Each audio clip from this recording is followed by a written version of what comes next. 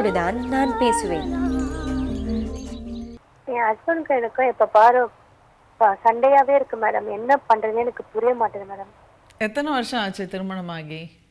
திருமணம் ஆகி 5 years ஆகுது மேடம். குழந்தை இருக்காமா? 2 பாப்பா இருக்காங்க மேடம். Love marriage madam.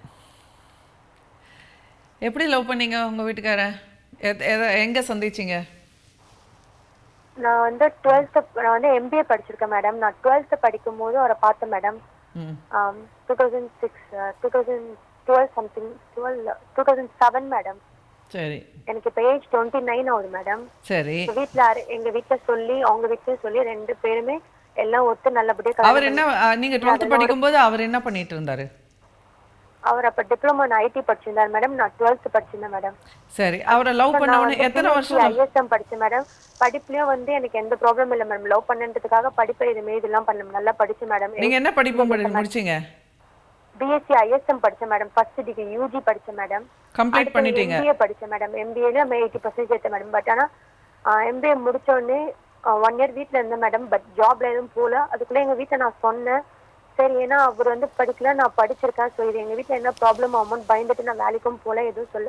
ஆனால் மேரேஜும் பண்ணிக்கிட்டு எங்கள் வீட்டில் ஒத்துக்கிட்டாங்க.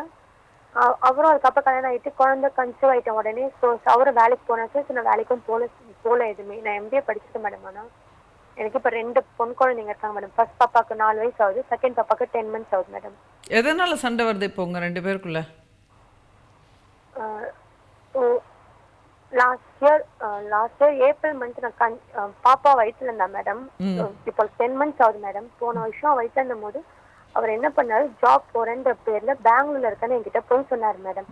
அது முன்னாடி வரைக்கும் அவரோட ஜாப் வந்து எங்கன்னா வெளியே போறது எல்லாமே போவார். 2 days கழிச்சு வருவார், 3 days கழிச்சு வருவார். திடீர்னு 3 o'clock வர நைட்டு. நான் எதுவுமே சொல்ல மாட்டேன் மேடம். எதுவுமே அவர் கேட்க மாட்டேன். எதுவுமே பெருசா எடுத்துக்க மாட்டேன். எதுவுமே அவரோட விஷயத்துல இன்வால்வ் ஆக மாட்டேன். ரொம்ப நம்புவேன் மேடம் நானு.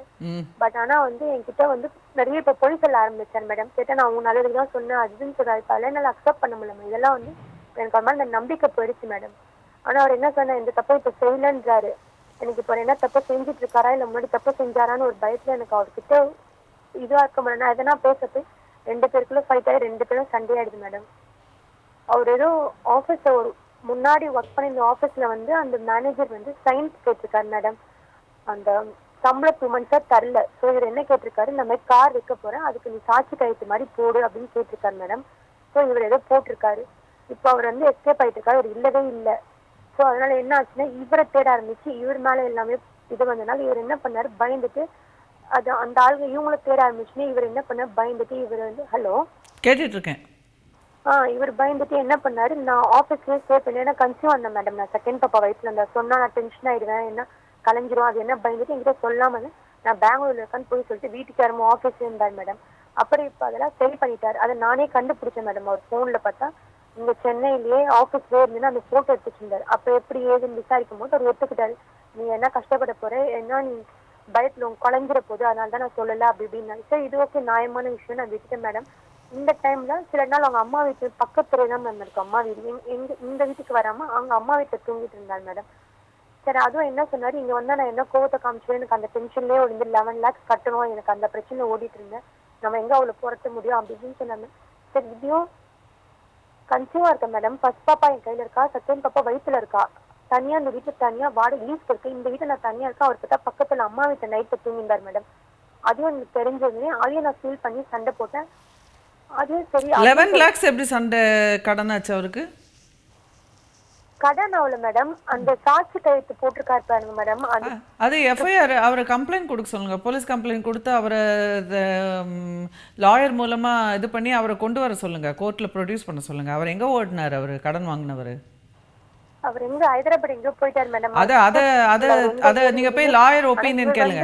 சாட்சி கையெழுத்து சொல்ல முடியாது மேடம். ஃபர்ஸ்ட் சைன் வந்து அவர் போட்டிருக்காரு, செகண்ட் உங்க வைஃப் போட்டிருக்காங்க, தேர்ட் வந்து இவர் போட்டிருக்காரு. அதான் எதுவாக இருந்தாலும் ஒரு லாயரை கன்சல்ட் பண்ணி அந்த கடன் வாங்கினவர் யாரோ அவரை வந்து பிடிச்சி கொடுங்க. அதான் மேடம், இப்ப நீங்க சொல்ற மாதிரி அந்த பிரச்சனை அவர் சரி பண்ணி ஹைதராபாத் இவர் போறேன்னு சொல்லி போய் அவரோட பசங்க யாரும் இருக்காங்க ஏதோ கண்டுபிடிச்சி எப்படியோ கண்டுபிடிச்சி அந்த பிரச்சனையை சால்வ் பண்ணிட்டாரு மேடம். சரி, இப்ப அது பெருசு இல்லை, அதுவும் விட்டுட்டேன் மேடம். இப்ப கொஞ்ச நாளைக்கு முன்னாடி பாத்தீங்கன்னா கழுத்துல பாத்தீங்கன்னா ஒரு ஏதோ பொட்டு இருந்தது. என்னன்னு கேட்டா எங்க ஆபீஸ்க்கு என்னோட ஒர்க் பண்றோட குழந்தை வந்து தூக்கணும், அந்த பொட்டு அது அப்படின்ட்டு. எதுவுமே உண்மையாவே இருக்க மாட்டேன் மேடம். இவர் தப்பு. அத நான் வந்து என்ன பண்ணேன், எனக்கு கோவத்துல நான் என்ன பண்ணேன், இப்படிலாம் பண்ணா நானும் எங்க பாப்பாலாம் செத்துருவோம். ஒழுங்கா உண்மைய சொல்லு, என்ன தப்பு பண்ணியானா, நான் மிரட்டினேன்னு அவர நினைச்சுக்கிட்டு, அதனால வந்து சொன்னாரு, ஆமா நான் பண்ணேன் ஒரு வாட்டி தப்பு. அப்படி சொன்னாரு மேடம். இப்போ 4 மந்த்ஸா நான் பண்ணேன்னு சொல்லிட்டு, இப்போ 4 மந்த்ஸ் கழிச்சு, நீ அன்னைக்கு மிரட்டினதுனால தான் நான் சொன்னேன். நான் மிரட்டவே இல்ல மேடம். நானும் கேட்கறேன் அவர் சொல்லவே மாட்டேன். எனக்கு அந்த அந்த டென்ஷன்ல நான் என்ன பண்றேன்னு தெரியாம, நீ இப்படிலாம் பண்ணா 2 பாப்பா நானும் எல்லாம் செத்துருவோம். நீ உண்மையா சொல்லு. என்ன எப்படி மேடம் ஒரு பொட்டு வரும் கழுத்துல மேடம்? கேட்டா பாப்பாவை தூக்குறோம், அந்த பாப்பா இருந்து வந்து பொட்டுன்ட்டார் மேடம்.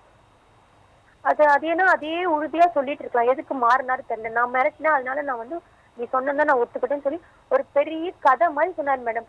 ஆமா நான் போனேன், ஒரு வாட்டி தப்பு பண்ணேன், தெரியாம பண்ணிட்டு அப்படி இப்படி நிறைய பில்டப் பண்ணி 4 மந்த்ஸ். ஆனா நான் கேட்க தான் மேடம் அவர் சொன்னார். அவரா சொல்லு மேம் இந்த கதையெல்லாம்.